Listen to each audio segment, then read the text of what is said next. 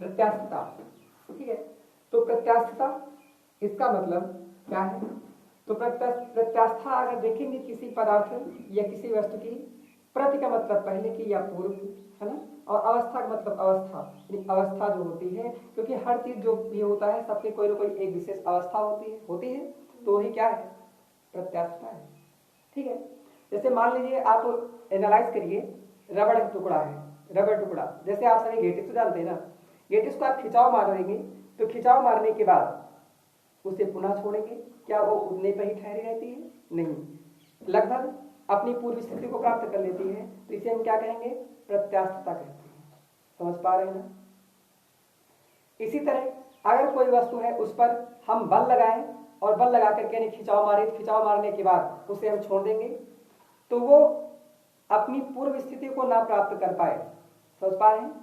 जब पूर्व स्थिति को नहीं प्राप्त कर पाएगी तो देखेंगे उसके रूप में परिवर्तन हो जाएगा।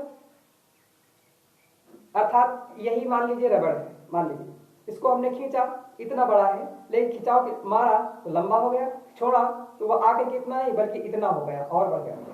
जब बढ़ गया इसके रूप में परिवर्तन तो हुआ ना, परिवर्तन हुआ, तो इसे अर्थात ये पूर्व स्थिति को प्राप्त करने की कोशिश तो की लेकिन कर नहीं पाई। समझ पा रहे? तो हम इस आधार पे देखेंगे तो ये दो भागों में बढ़ जाता है, एक पूर्ण प्रत्यास्थ, एक होता है अपूर्ण प्रत्यास्थ, ठीक है। यानी जो वस्तु पे अगर हम खिंचाव मारेंगे या खींचेंगे तो वह अपनी पूर्व स्थिति को प्राप्त कर लेगी, तो उसे हम पूर्ण प्रत्यास्थ वस्तु कहते हैं। जैसे आप गेटिस जो खोपड़ी बाल में लगाते हैं, गेटिस आते हैं, तो चाहे जितना खींचो उसके बाद छोड़ो फिर अपनी पूरी स्थिति प्राप्त कर लेता है, तो ये कौन हो जाएगा? ये पूर्ण प्रत्यास्थ वस्तु हो जाएगी। कोई समस्या लग जाएगा? अपूर्ण प्रत्यास्थ वे वस्तुएं जो अपनी पूर्व स्थिति को प्राप्त करने की कोशिश तो करती हैं लेकिन पूर्ण रूप से कर नहीं पाती हैं, वो अपूर्ण प्रत्यास्थ हो जाती है। समझ पा रहे ना? लग जाएगा? जैसे आप ट्यूब ले लीजिए, ट्यूब है ना, ट्यूब होता है ना, तो खूब कस के खींचेंगे, बहुत सारा खींचेंगे, उसको छोड़ो। एक स्प्रिंग मान लीजिए, हीटर की स्प्रिंग ले लीजिए, हीटर की स्प्रिंग, तो हीटर की स्प्रिंग आप खींचोगे, कसे खिंचाव मारोगे तो बहुत लंबी हो जाएगी, लेकिन जब छोड़ोगे उतनी ही लंबी नहीं रहती, लगभग कुछ हद तक वो सिमट जाती है ना, लेकिन उसकी जो प्रारंभिक स्थिति रहती है वो भी तक वहां तक भी नहीं पहुंच पाती है नहीं। अर्थात ना अपनी प्रारंभिक स्थिति को प्राप्त कर पाए और ना तो अंतिम रूप से जिसको बनाए रूप दिया गया था उस पर रह पाए, बल्कि अन्य कहीं पर ठहर जाए, उसे हम अपूर्ण प्रत्यास्थ कहेंगे। जरा बताइए कोई समस्या है इसमें? लग जाएगा। और अपनी पूर्व स्थिति को प्राप्त कर ले जाए तो उसे हम क्या कहेंगे? पूर्ण प्रत्यास्थ। कोई समस्या? और जो यह रूप में परिवर्तन आया ना, उसे हम विरूपण कहते हैं। क्या कहते हैं? विरूपण। जैसे आप देखेंगे घरों में खाना बनता होगा अक्सर, रोटी पकाने के लिए आटा बनाया जाता होगा ना, गीला करके, तो बनाया जाता है उसे गोल गोल कर दो बढ़िया सा, है ही नहीं, और उसके बाद उसको खूब बढ़िया से खींचो चारों दोनों तरफ से, है ना, और खींचोगे तो बड़ा सा हो जाता है। लेकिन जब बड़ा हो जाता है तो क्या वो सिमटने की कोशिश करता है? हो ही नहीं पाता है बेचारा, तो क्या करेंगे? तो उसके रूप में जो परिवर्तन हो गया ना, उसे हम क्या कहेंगे? विरूपण कहेंगे। समझ जाए? विरूपण अर्थात उसका रूप बिगड़ गया, ठीक है।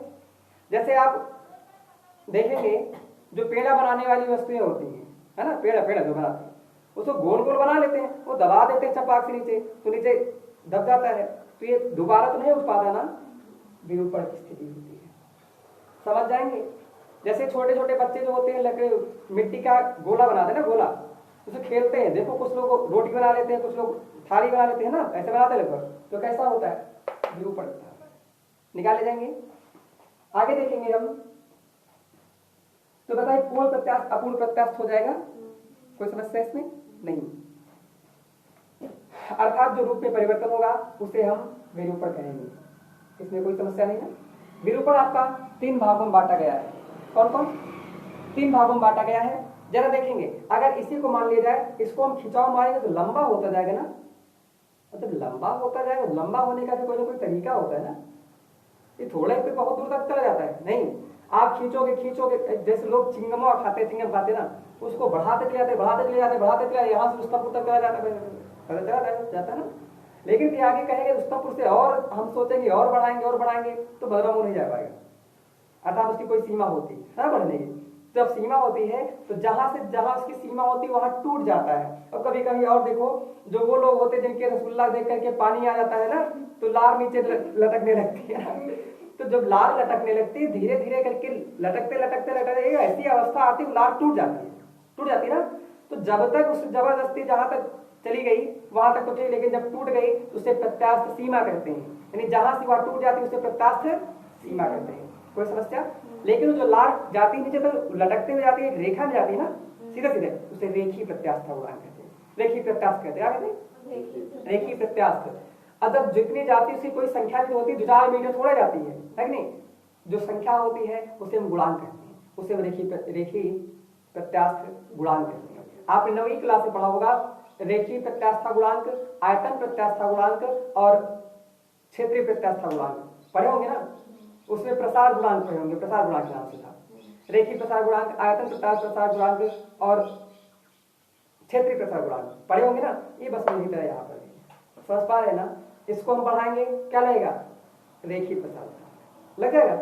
लेकिन जरा सोचो, इस तरह कमलवा को चारों तरफ से गर्म किया जाए तो इसके क्षेत्रफल में बढ़ोतरी होगी ना, होगी तो बढ़ोतरी होगी तो क्षेत्रीय प्रसार गुणांक। लेकिन इसको सब तरफ से गर्म किया जाए इसके आयतन में वृद्धि हो जाएगी, वह आयतन प्रत्यास्थ गुणांक बढ़ जाएंगे ना।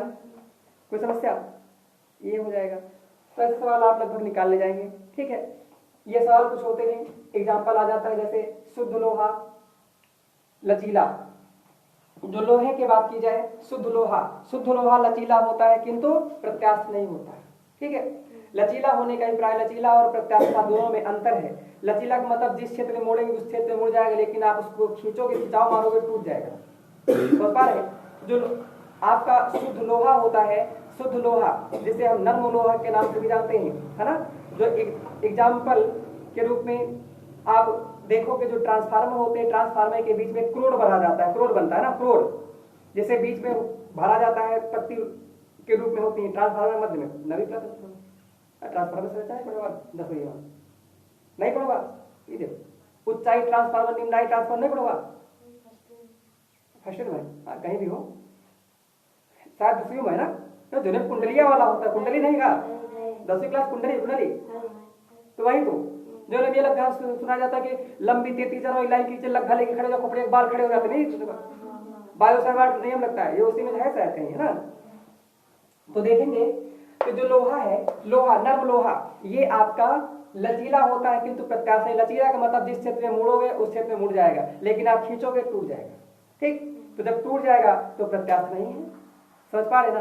तो वही कहने का मतलब कभी सवाल आता है कि नर्म लोहा लचीला तो होता है किंतु प्रत्यास्थ नहीं होता।